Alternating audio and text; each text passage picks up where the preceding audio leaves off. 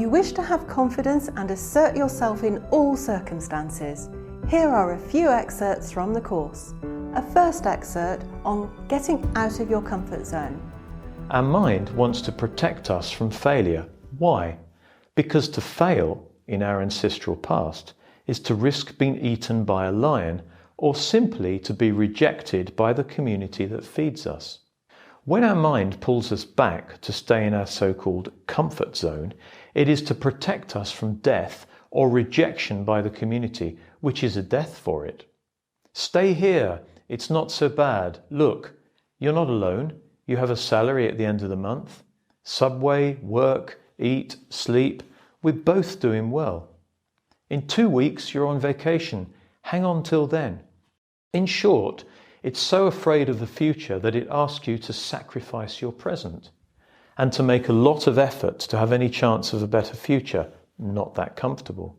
Our mind thinks that the best way to protect ourselves is to control everything. It's all very well intentioned. Outside the comfort zone garden, it doesn't know what's out there. It's not under control, it's the unknown, the uncertain, and that the mind doesn't like. A second excerpt on the 3 keys to dare ask. The child may also stop asking because he has been severely told not to ask. He was told that he had to stop, that it was unbearable, that it wasn't respectful and polite. Then, as an adult, he said, "Oh no, I can't ask for that. That will be inappropriate," meaning asking is not to be done, especially if you don't give anything in exchange. To ask is to annoy the other person, we learnt from educators, tired of our spontaneous requests. And it was they who had the problem. They didn't like saying and repeating no. I recommend our video on how to say no. They preferred to push the child to stop asking rather than having to calmly repeat their no.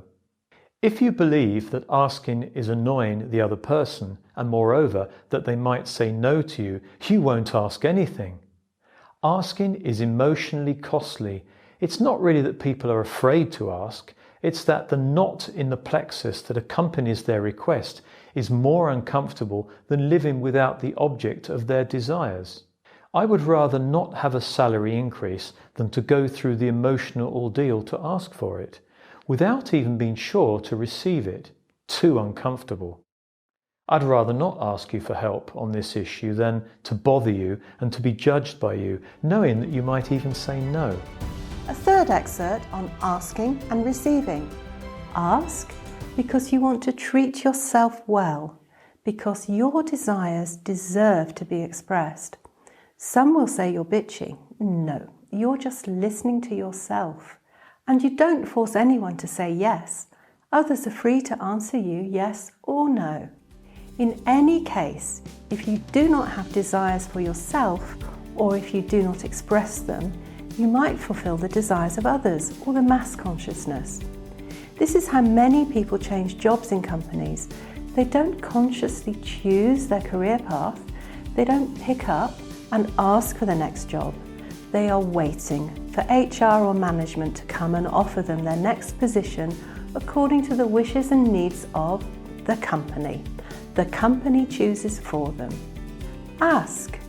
Ask what you want and start with small things, not really because it's very important to get that, but simply to learn how to ask.